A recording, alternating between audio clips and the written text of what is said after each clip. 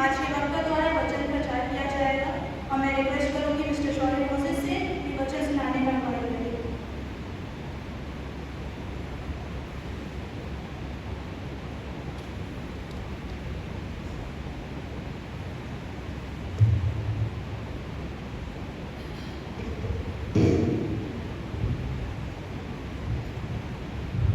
Praise the Lord.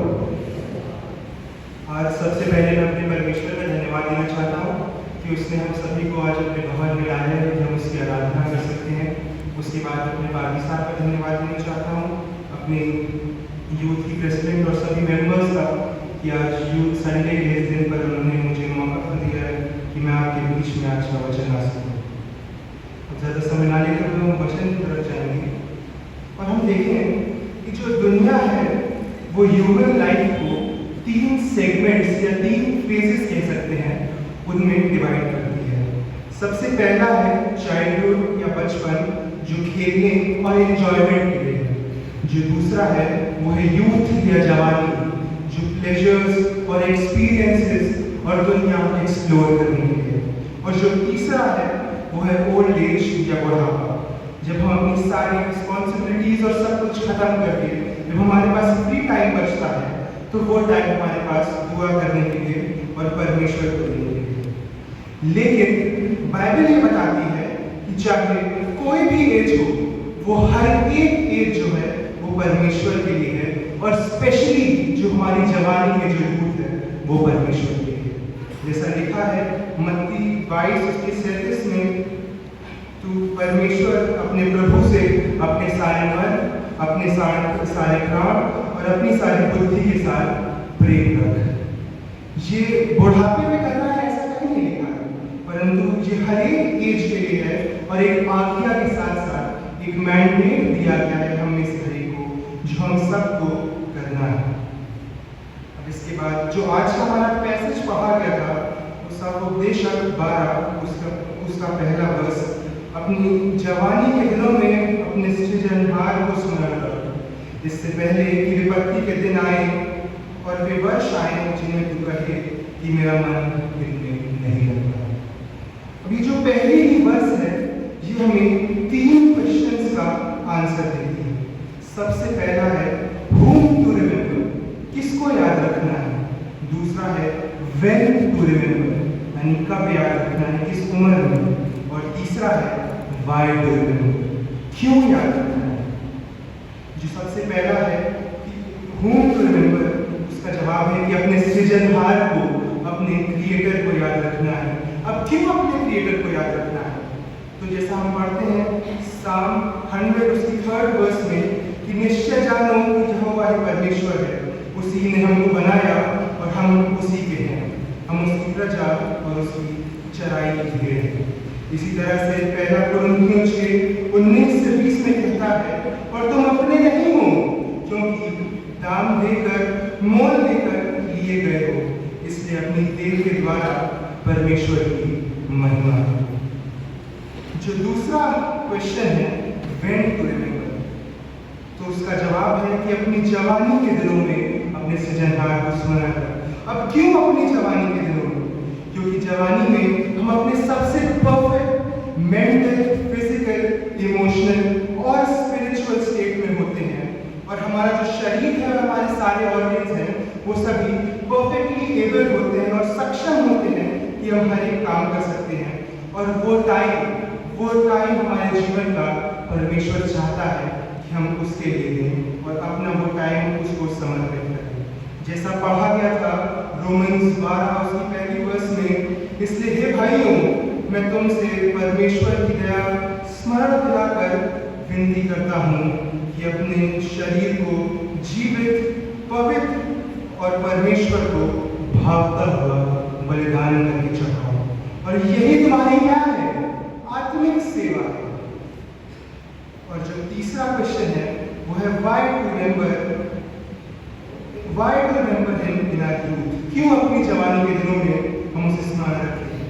तो उसका जवाब है क्योंकि जो जवानी में हमें सबसे ज्यादा चीजें जो अच्छी लगती हैं और जो अट्रैक्ट करती हैं अपनी तरफ, वो परमेश्वर की बातें नहीं होती हैं। वो क्या है? दुनियावी चीजें हैं, जो दुनिया की चकाचौंध हमको दिखती है, जो संसार का वैभव हमारे सामने, जो वर्ल्डली लस्ट है हमारे सामने, वो हमें लुभाता है और अपनी तरफ बुलाता है। जैसे अगर आप देखें कि एक मोबाइल फोन है जो हर एक को नया चाहिए रहता है, हर एक 6 महीने पर एक नया आ जाता है और हम चाहते हैं कि हमारे पास तो पुराना वाला है, फिर से नया वाला आना चाहिए। इसी तरीके से महंगी बाइक्स हैं, जैसे बुलेट है, KTM है, सबको अच्छी लगती है, हमें भी चाहिए रहती है। जैसे कार्स हैं, जो महंगी महंगी गाड़ियाँ हैं, और लड़कियों में जैसे दूसरों का ड्रेसेस बहुत अच्छे लगते हैं, जो ज्वेलरी पहनी है वो बहुत अच्छी लगती है। ये सभी चीज़ें जो है हमें आकर्षित करती हैं, पर परमेश्वर का वचन तो दूर है। हम सोचते हैं कि हम 6 दिन तो मेहनत करते हैं, अपने कामों में बिजी रहते हैं, 7वें दिन परमेश्वर को क्यों देना है, उसमें आराम करते हैं, उसमें छुट्टी है। लेकिन परमेश्वर का वचन हमें इन सब चीज़ों से बचने के लिए कहता है। ये सारी सांसारिक बातें मिलने से मना नहीं किया गया है। अगर हम मत्ती 6 उसका 33 पढ़ेंगे तो उसमें लिखा है, उसके धर्म और राज्य की खोज कर तो ये सब वस्तुएं तुम्हें मिल जाएंगी। ये संसारिक बातें, संसारिक चीजें जो दिखती हैं हमें, ये तो परमेश्वर अपने आप ही देता है। लेकिन उसमें सबसे इम्पोर्टेंट है कि हम अपने जीवन का जो सबसे इम्पोर्टेंट पार्ट है, जो पहला स्थान है, वो हम अपने परमेश्वर को। इसके अलावा हम अपने पेरेंट्स को पहला स्थान देते हैं। हमको लगता है जैसे हम रोज अपने पेरेंट्स के साथ रहते हैं, उनसे मिलते हैं, तो हम अपना पहला स्थान उनको देते हैं। लेकिन बाइबल क्या बताती है? अगर हम 10 कमांडमेंट्स को देखेंगे तो उसमें पहली 4 कमांडमेंट्स जो है वो परमेश्वर अपने लिए देता है, जो है तू मुझे छोड़ दूसरे को ईश्वर करके ना मानना, तू कोई मूर्ति करके ना बनाना, ना उसको धन्यवाद करना, तू अपने परमेश्वर पिता का नाम व्यर्थ न लेना, और चौथा है तू विश्राम दिन को पवित्र मानना। और इसके बाद जो 5वीं आज्ञा देता है वो हमारे माता पिता के लिए है कि तो अपने माता पिता का आदर करना। यानी जो माता पिता है उनसे भी ऊंचा स्थान हमारे जीवन में किसका होना चाहिए? परमेश्वर का होना चाहिए। परमेश्वर, हम अपने जीवन में अपने माता पिता को तो याद रखते हैं, लेकिन जो हमारा परमेश्वर जिसने हमें हमारे माता पिता दिए हैं उसे ही समय देना चाहते हैं। इसीलिए सुलेमान लिखता है कि हे जवान, अपनी जवानी के दिनों में अपने सृजनहार को स्मरण करो। और हम देखें कि क्यों चाहता है परमेश्वर ये पहला स्थान, क्यों वो इतना वो हमसे ईगर है कि वो पहला स्थान हमारे जीवन के लिए, क्योंकि बाइबल बताती है कि उसने हमें रचा है, अपने हाथों से उसने हमें सृजा है। अगर यिर्मयाह 1 उसकी 5वीं वर्ष को देखेंगे तो उसमें लिखा है कि गर्भ में रचने से पहले ही मैंने तुम पर चित्त लगाया है, और उत्पन्न होने से पहले ही मैंने तुम्हें अभिषेक किया है। इससे पहले कि हम अपने माता के गर्भ में आए, वो जानता था कि मुझे इसे कहाँ रखना है, इस व्यक्ति के जीवन से मैं क्या चाहता हूँ, और इसके जीवन में मेरी क्या एक्सपेक्टेशंस हैं, क्या मैं इससे करा सकता हूँ। इसाया 49:15 से 16 में बताता है, क्या यह हो सकता है कि कोई माता अपने दूध पिलाए हुए बच्चे को भूल जाए और अपने जन्माए हुए लड़के पर दया न करे? हाँ, वह तो भूल सकती है, परंतु मैं तुझे कभी नहीं भूलता। देख, मैंने तेरा चित्त अपनी हथेली पर खोद कर बनाया है। जिस तरह से अब आप इसको इमेजिन करें कि जिस तरह से एक पेंटर है वो अपनी पेंटिंग को रचता है, उसकी एक एक स्ट्रोक्स वो जानता है कि डिटेल वो अच्छे से उसे मालूम है कि उसने कैसे जीवन कैसे बनाया है। उसी तरीके से जो परमेश्वर है उसने हमको और अपनी हर एक सृष्टि को और इस कायनात को रचा है। और जैसा दाऊद भी लिखता है भजन 19 उसकी पहली वर्ष में आकाश ईश्वर की महिमा का वर्णन करता है और आकाश मंडल उसकी हस्तकला को प्रकट कर रहा है। इसीलिए हमारा परमेश्वर हमारे जीवन में सबसे पहला स्थान चाहता है। अब अगर हम क्रिएशन की तरफ जाएं तो जेनेसिस चैप्टर 1 में हम देखते हैं कि पहली वर्ष उसकी कहती है, आदि में परमेश्वर ने आकाश और पृथ्वी की रचना की। In the beginning God created the heaven and the earth। अब ये जो बिगनिंग है ये क्या दर्शा रहा है? ये टाइम को दिखा रहा है। जो हेवन है वो स्पेस को दिखा रहा है, जो जगह है जहाँ पर रखेगा, और जो अर्थ है वो मैटर को दिखा रही है, यानी सॉलिड डिफरेंस। अब ये जो परमेश्वर ने सृष्टि की रचना करी है, वो सभी मॉलिक्यूल्स को एक साथ ला रहा है, उसने एक सृष्टि बनाई है, और एक साथ मिलाकर जो माइंड लगा है उसके पीछे, वो हमारी समझ के बाहर है। और लिखा है कि इसके बनाने के बाद हो सकता है वो टाइम तो नहीं किया गया है, लेकिन हो सकता है लाखों सालों तक पृथ्वी जो थी वो बेडौल पड़ी रही होगी। और लिखा है कि परमेश्वर का आत्मा उस पर मंडराता था। यानी उस समय परमेश्वर कैसा था? परमेश्वर थोड़ा अकेला था, वो एक संगति ढूंढ रहा था, एक फेलोशिप चाहता था हमारे साथ, और इसीलिए वो अपनी क्रिएशन को जो है आगे कंटिन्यू करता है। और जैसा हम सब ने पढ़ा है कि वो उजियारे को अंधियारे से अलग करता है, फिर पानी और आकाश में अंतर करता है, फिर पेड़ पौधे जितने जीव जंतु हैं उन सबको बनाता है, और फिर फाइनली छठवें दिन जो है वो आदम की रचना करता है।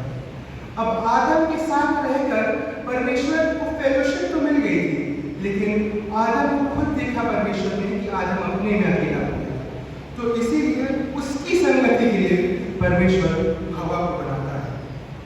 और अगर आप इसको इमेजिन करके देखें तो बहुत अच्छा लगता है कि परमेश्वर ने एक अदन की वाटिका लगाई थी, जिसमें उसने सारे जीव जंतुओं को रखा था, और आदम हुआ थे वहाँ पर। और जब शाम के ठंडे के समय जो है, जब परमेश्वर आता होगा उस अदन की वाटिका में, तो जो माहौल था वो खिल उठता होगा, जो हवाएं होंगी वो चलने लगती होंगी, जितने जो जानवर थे वो सभी चिल्लाने लगते होंगे, जो आदम और हवा थे वो सभी खुशी से ताली बजाने लगते होंगे कि मेरा जो क्रिएटर है वो आ रहा है, मेरा सृष्टिकर्ता आ रहा है।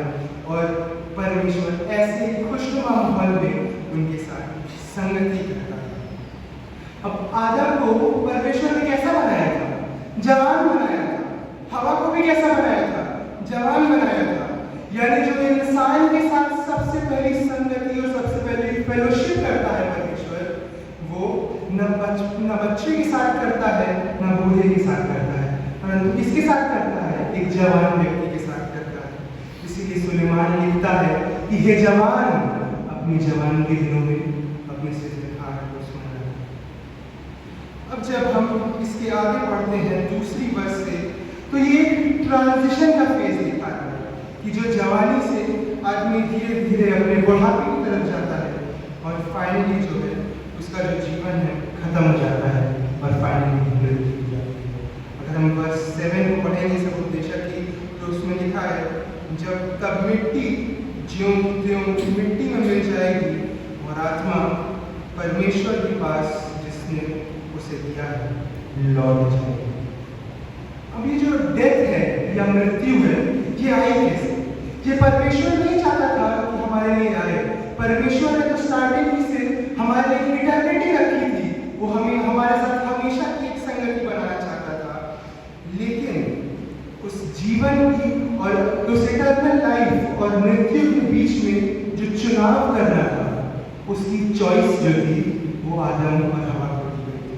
और हम सब जानते हैं कि आदम और हवा ने मृत्यु को चुना, और जब उस पेड़ का फल को खा लेते हैं वो पाप कर बैठते हैं, और उस टाइम जो इटर्निटी थी उनके लिए वो खत्म हो जाती है, जो अनंतता का जीवन था वो खत्म हो जाता है। और एक अर्थली लाइफ, जो सांसारिक जीवन है, इसके लिए एक टाइम पीरियड बांध दिया जाता है, जिसके बाद ये शरीर खत्म हो जाता है। और ये शरीर जिसको हमेशा जवान रहना था, हमेशा जीते रहना था, वो धीरे धीरे करके उसकी एजिंग हो रही है, वो धीरे धीरे डिके हो रहा है, और फाइनली समाप्त हो जाता है।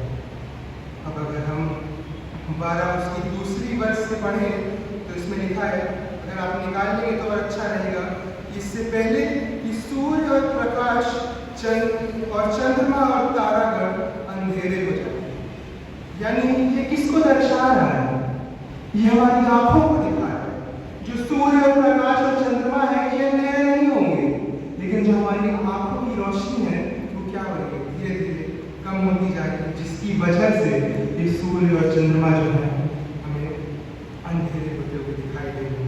अब अगर आप इसको साइंटिफिक टर्म में देखेंगे तो उसे मायोपिया या हाइपर मायोपिया कहते हैं। मायोपिया यानी जो पास की ब्लाइंडनेस है, और हाइपर मायोपिया यानी जो दूर की ब्लाइंडनेस है। और उसके साथ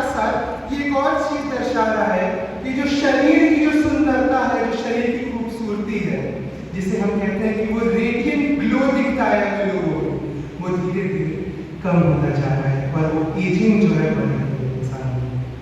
जो आगे लिखा है, और वर्षा होने के बाद बादल फिर घिराते हैं, यानी जो हमारी बीमारियां हैं वो पलट पलट कर दोबारा आती हैं। हमें एक जगह दर्द हो रहा था, हमने सोचा कि भाई ठीक हो जाए, और थोड़े टाइम बाद दर्द ठीक हो गया, लेकिन ठीक होने के बाद जब आराम मिला तो उस पर फिर से एक दूसरी जगह का दर्द शुरू हो गया। तो इसीलिए कह रहा है कि वर्षा होने के बाद बादल फिर घिराते, उस समय घर के पहरुए कांपेंगे। अब ये घर के पहरुए क्या है? हमारे जो पैर हैं उनको ये बता रहा है कि जो पैर हैं वो कांपने लगेंगे, वो इंडिपेंडेंट खड़े नहीं हो पाएंगे, सपोर्ट चाहिए रहेगा उनको। जैसे अगर आप बूढ़ों में देखें तो बहुत सारे लोगों को अल्जाइमर्स होता है कि जो उनका हाथ पैर हमेशा कांपते रहते हैं, स्थिर नहीं रह पाते हैं। वो चाहते तो है स्थिर रहना, लेकिन जो शरीर है वो इस काबिल नहीं है।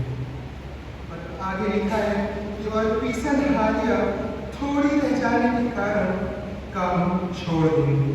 ये किसको दर्शा रहा है?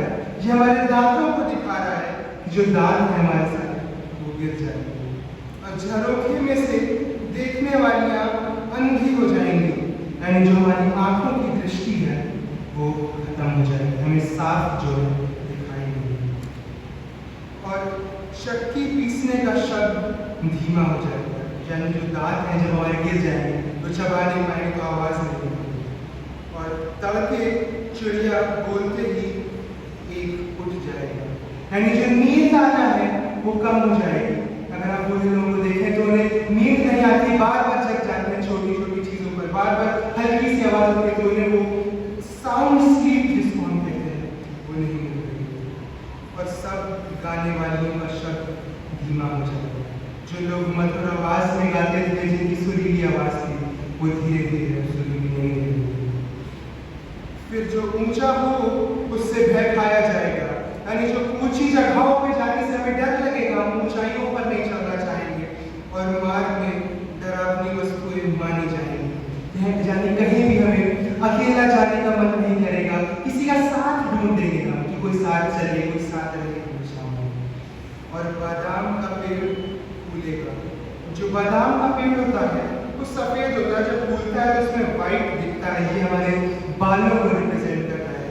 जो हमारे बाल हैं वो सफ़ेद हो जाएंगे, और टिड्डियाँ भी भारी लगने लगेंगी, यानी जो हल्की से हल्की चीज़ है वो उसे उठाने में हमें कैसे लगेगा कि ये तो बहुत भारी, ये नहीं उठ रहा है हमसे। और इसके बाद लिखा है,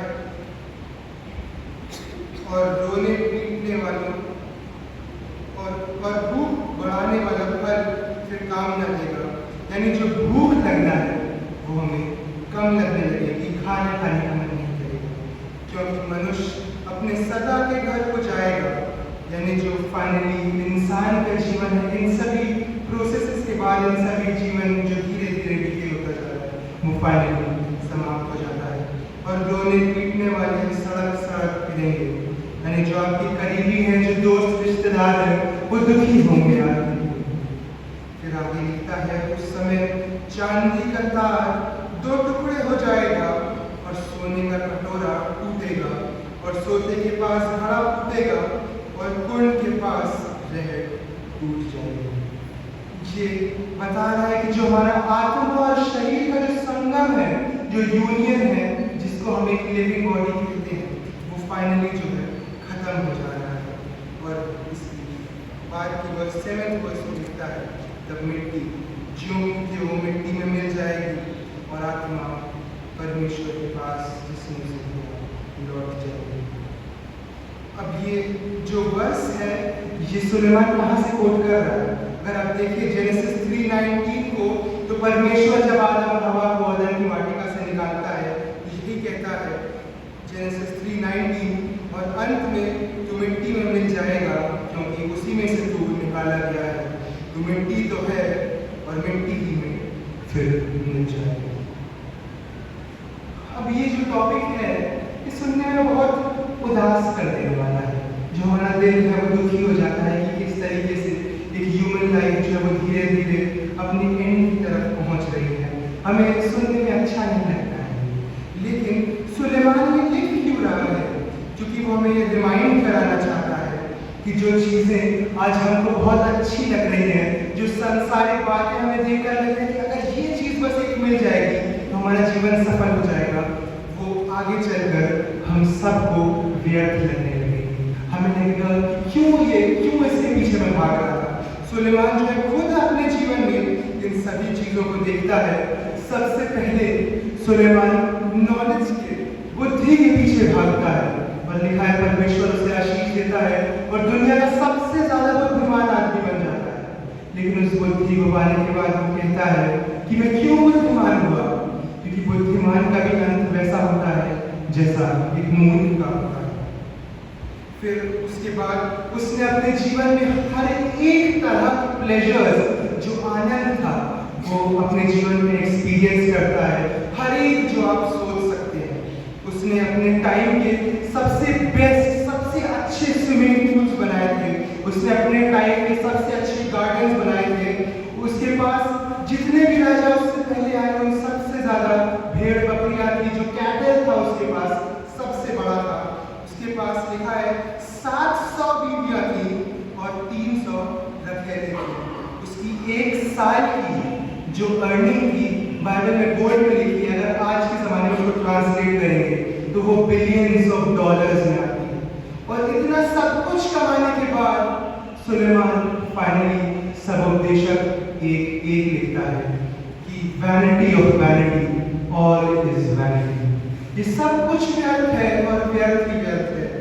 ये जो सांसारिक बातें हैं ये हमें प्लेजर तो देती हैं, ये हमें खुशी देती है, लेकिन वो खुशी कैसी है? क्षणिक है, केवल कुछ पलों की है।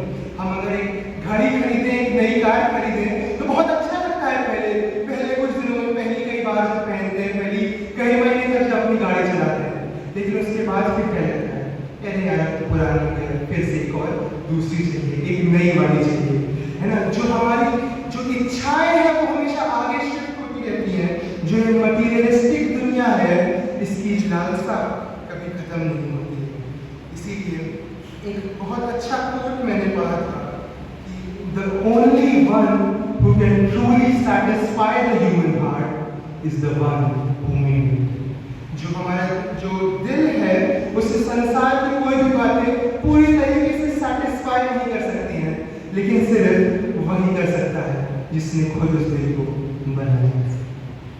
एक कहानी है जो पापा ने सुनाई थी, बहुत अच्छी कहानी लगती है मुझे, कि एक रेसर था जिसने अपने देश के लिए बहुत मेडल्स जीते थे, बहुत सारे रेसेस दौड़ कर वो आया था, और जो उसका राजा था उस देश का, उससे बहुत खुश होता है और उससे एक रेस दौड़वाता है और उससे कहता है कि तुम अपने घर से दौड़ना शुरू करना और जितना भी एरिया तुम कवर करोगे दौड़ते हुए, उस पूरे एरिया को दौड़ते हुए तुम्हें कवर करना है। और फाइनली जब सूरज ढलने से पहले तुम्हें इस फाइनल स्पॉट पर घूमकर दोबारा आ जाना है। जो वो रेसर है वो अपने बहुत खुश होता है। वो जब उस रेस को दौड़ना शुरू करता है तो पहले कुछ घंटों में काफी दूरी तय कर लेता है। उसे लगता है कि अब लौट जाना चाहिए, काफी तो तय कर लिया है, लेकिन उसका दिल कहता है अभी तो थोड़ा और, अभी तो बहुत टाइम है हमारे पास, और थोड़ा भाग लो। वो फिर और भागने लगता है और आगे जाता है। थोड़े टाइम बाद उसको दोबारा लगता है कि यार अब तो देर हो रही है, थोड़ी लौटना चाहिए, लेकिन दिल फिर से कहता है कि अरे वो एक पेड़ दिख रहा है ना आगे, वहां तक दौड़ दो, फिर लौट जाना। फिर एक और पेड़ दिखता है, फिर वो ऐसे आगे करके दौड़ता रहता है। और फाइनली जब काफी देर होने लगती है तब उसे लगता है कि नहीं, अब तो देर हो रही है, अब लौटना पड़ेगा, नहीं तो ये रेस में खत्म नहीं कर पाऊंगा। और वो पलटता है और दौड़ने लगता है और बहुत तेजी से अपनी फुल स्पीड से दौड़ता है और वो घर के अपने बहुत नजदीक पहुंच जाता है। और जितने जो राजा था और जितने उसकी प्रजा है वो सभी उसके लिए चीयर कर रही होती है कि जो वो रेसर है वो दौड़ते हुए आ रहा है, उन्हें दिख रहा होता है अपने सामने। और वो आते आते इतना थक जाता है कि घर जब जो फाइनल स्पॉट का जो फिनिश टाइम उससे केवल 8 फीट पहले, 8 कदम पहले वो गिर जाता है, इतना ज़्यादा थक जाता है और वहीं गिर कर उसकी डेथ हो जाती है।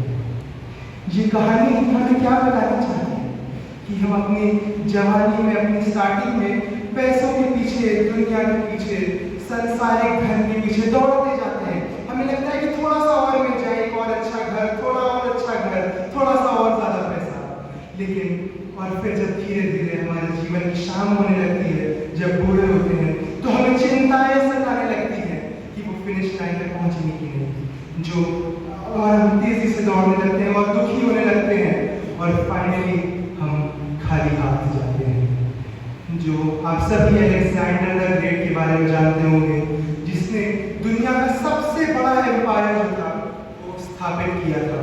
उसका लैंड आज तक का सबसे बड़ा था और वो एक बहुत यंग एज में मर जाता है। और जब वो उसकी अर्थी जो उसका प्रोसेशन निकलता है मौत का, तो जो उसका कॉफिन रहता है उससे दोनों हाथ उसके बाहर निकले रहते हैं और जो उसकी सेना है उसके कॉफिन के आगे हीरे जवाहरात और सोना भीगती रहती है। वो ये दिखाना चाहता है, ये बताना चाहता है कि जो संसार का धन है ये आप कहीं नहीं ले जा सकते, ये इसी दुनिया का है और इस दुनिया में खत्म हो जाता है। एक और स्टोरी है जिसे द 3 विशिंग ट्रीज की स्टोरी कहा जाता है। इसमें जो सबसे पहला वृक्ष था वो ये सोचता है, ये उसकी विश रहती है कि जब मुझे काटा जाए तो मेरे जो मेरा तना है उससे एक बोट बनाई जाए, एक शिप बनाई जाए और मैं जो है इस पूरी दुनिया को सेल कर सकूं, मैं इस पूरी दुनिया में घूम सकूं। और जो लकड़हारा है वो उसको आता है, काटता है और उससे एक बोट बनाता है और उसकी इच्छा पूरी हो जाती है। जो दूसरा पेड़ है वो ये विश करता है कि जब मैं काटा जाऊं तो मेरे तने से राजा का सिंहासन बनाना चाहिए, जिसपे राजा बैठे और सबको आदेश दे, सबको ऑर्डर देने वाला हो सके। और उसके साथ भी उसकी भी विश पूरी होती है कि लकड़हारा है, आता है, उसको काटता है, उससे एक सिंहासन बनता है। जो तीसरा पेड़ है उसकी विश थोड़ी अजीब सी रहती है।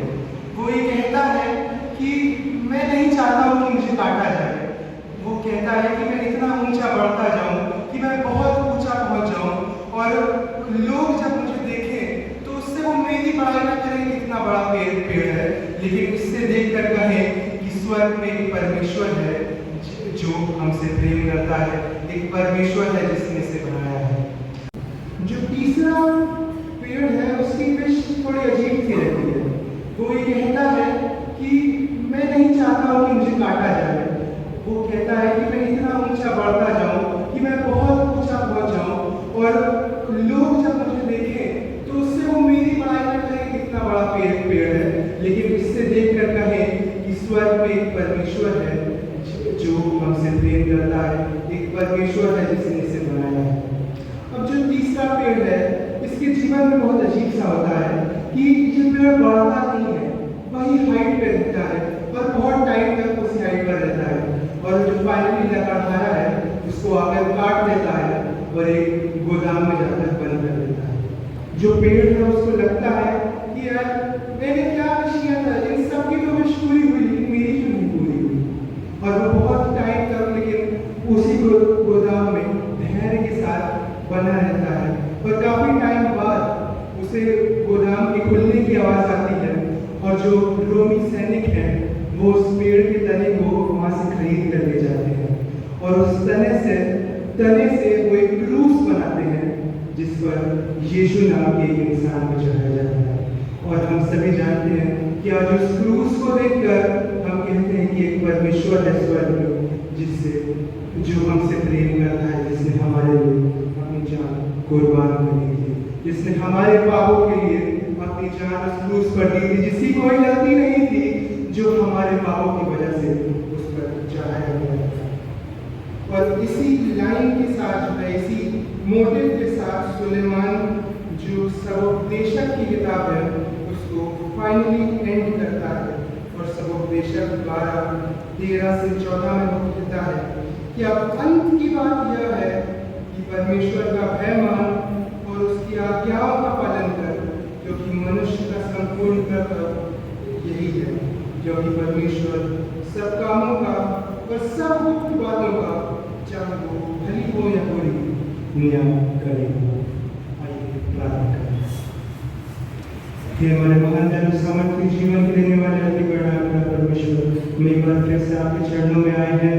आज के इस वचन के लिए प्रार्थना करते हैं जो आपके बीच में बोला गया है।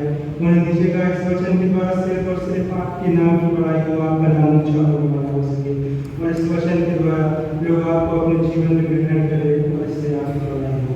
एक बार फिर से हर एक चीज़ को आप